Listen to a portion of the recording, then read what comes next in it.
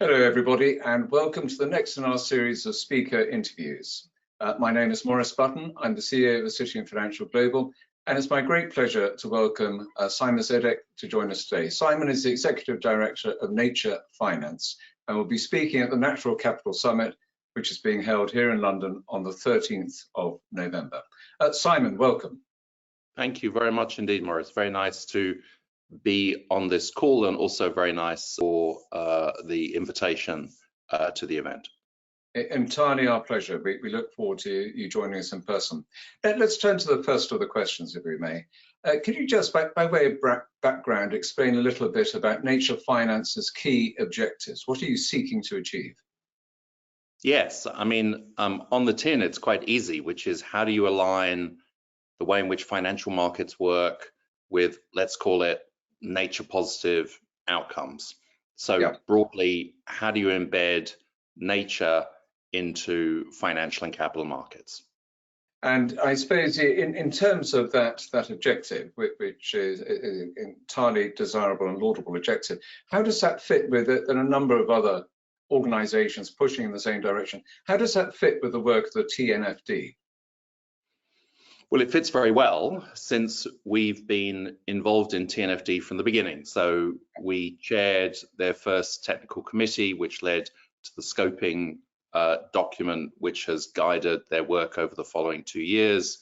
We have remained in a position as senior advisor to the two co-chairs, David and Elizabeth, throughout the process. In fact, we channeled funds to them from one of our main funders, the Children's Investment Fund Foundation, and we have commissioned and undertaken a number of pieces of contextual research, for example, on scenarios, transition pathways, the climate-nature nexus, the relevance of sovereign debt markets in nature risk analysis and disclosure, all of which have been contributions to what I would consider a sort of significant success of TNFD to date. Yeah, yes, and obviously with the publication of their final recommendations launched at the New York Climate Week, they reached quite a major milestone. You talked about sort of sovereign debt, but how should climate and nature be integrated into central bank goals and mandates? And is there a need for, if you like, an overhaul of the global financial architecture better to reflect the need to account for nature and climate? I mean, a moment of context, back in 2015-16, when I was based in China and engaged with the People's Bank of China, which is the Chinese central bank, there were no central banks and financial regulators on the planet that were thinking about climate, or maybe they only thought about it as investment climate. And more or less the same for nature. And so wherever we are today has been quite a rapid development, which is another positive signal, in a world of perhaps not so positive signals. Secondly, we've seen the Network for Central Banks in Greening the Financial System, NGFS, pick up on the climate agenda in its early years, and it has just reported out on how nature can and should be integrated into the way central banks and financial regulators think about financial stability in various different forms. So that's kind of nature now kind of into that pot alongside and an integral part of the agenda. And then looking forward, so less descriptive and more predictive, I think we see, notwithstanding those successes or progress made, still remarkable exhibitions of investors pouring funds into nature destructive activities or carbon intensive activities. We saw, for example, the announcements reported out through the FT, I think yesterday, of the massive reserve acquisition deals that both Chevron and Exxon have made, with the CEO of Chevron saying we're going to be increasing the use of oil beyond 2030. We've got to live in the real world, effectively betting on a 3-degree planet, or perhaps expecting governments to buy out their reserves. And so what we know is is to your last point, that the progress made by those that govern the financial system have been significant, but they are clearly not adequate to prevent that kind of activity still happening at scale and ultimately to hugely negative outcome. So I think over the coming 2, 3, 4 years, we'll begin to see calls for central banks and financial regulators to take a more robust policy-aligned approach, not just financial stability analysis.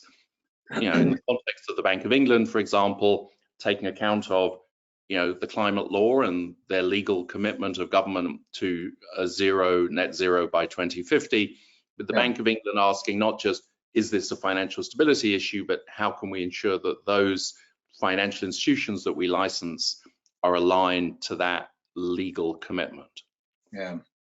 Yes, I mean, I remember a presentation that Steve Wagood of Aviva gave at one of our events not long ago, and his point, he thought that that sort of post-Bretton Woods agreement and the World Bank and the way that supranational financial institutions are organized needed also to be changed, better to reflect the needs on climate and nature.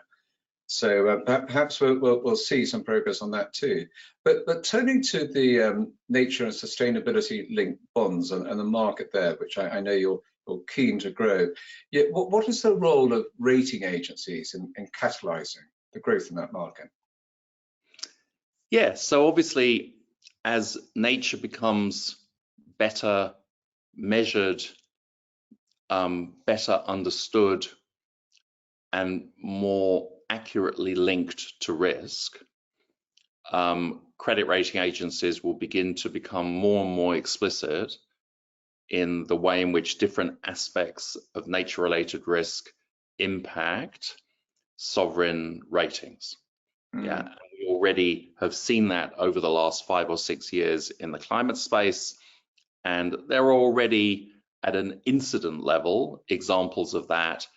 Major droughts being a case in point, the way it impacts agricultural production of major agricultural exporters. There are incident-based examples of that, but it hasn't yet integrated nature in a more systematic way.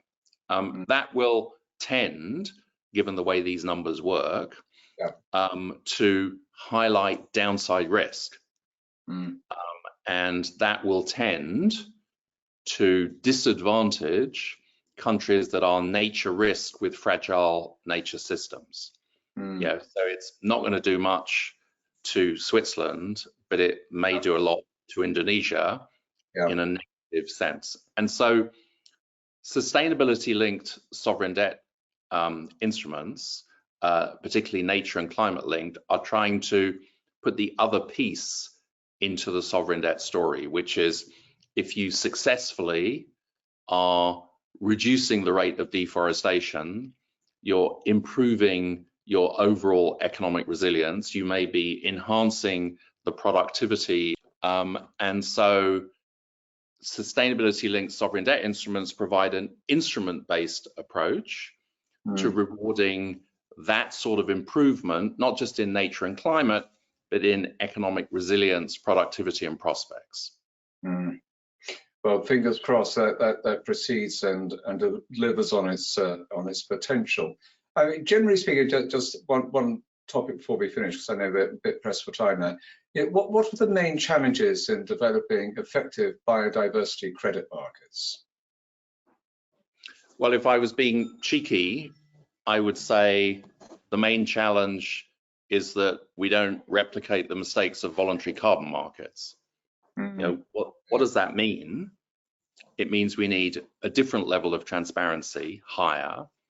We need to ensure that there aren't cowboy traders. So we need to accredit traders in some shape or form, as we do in pharmaceutical markets, financial markets, and many other markets. We need to change the price gradient. We can't have a situation where credits in Oaxaca are $5 and are then flipped for $100 the next day in Brussels. So we need to build profit sharing into the way in which these markets work. And for nature in particular, as opposed to carbon, we need to find ways to empower in those markets nature's primary stewards that are, of course, indigenous people and local communities, which is not the same as the challenge facing voluntary carbon markets. So the good news, if I can put it slightly perversely, is that the spectacular failure to date of voluntary carbon markets tells us a lot about both what we shouldn't do and what we need to get right. And so coming in second, biodiversity credit markets have the opportunity to get it more right in a way that is useful for private traders, so investors and traders, and is positively impactful on nature and people. Yeah, so from the start, do you think the sorts of things that the Integrity Council for Voluntary Carbon Markets and the Voluntary Carbon Markets Initiative, the buy side, sell side dialogues, that the rules they're trying to bring in, which hopefully, as you say, will improve the voluntary carbon market, there'll be the starting point already for what we're doing on biodiversity credit markets, i.e. that they're coming at a much better level of transparency and accountability. Yeah, I mean, the Integrity Council is suffering from the need to retrofit into a set of markets that have not worked properly. And so they are advocating quite dramatic bars that have to be climbed in order to have a credible credit. Now that might improve the trust in those markets, but may also exclude many actors that have a mediocre quality credit or are less trusted in markets, even though they have good credits. And so I would hope that the way we design biocredit markets obviously takes from what the Integrity Council is doing, but it's not suffering from the need to retrofit and rebuild trust. And so combine other approaches that don't have the unintended potential effect of excluding a lot of actors. Very interesting. Well, Simon, sadly, we've run out of time, but we're looking forward to going further and deep diving into all of these issues at the Natural Capital Summit on the 13th of November in central London. We very much hope that all our viewers will be able to join us in person. So it just remains for me to say thank you very much, Simon, for sharing those insights with us. And thank you, Maurice, and I look forward to being there. Excellent.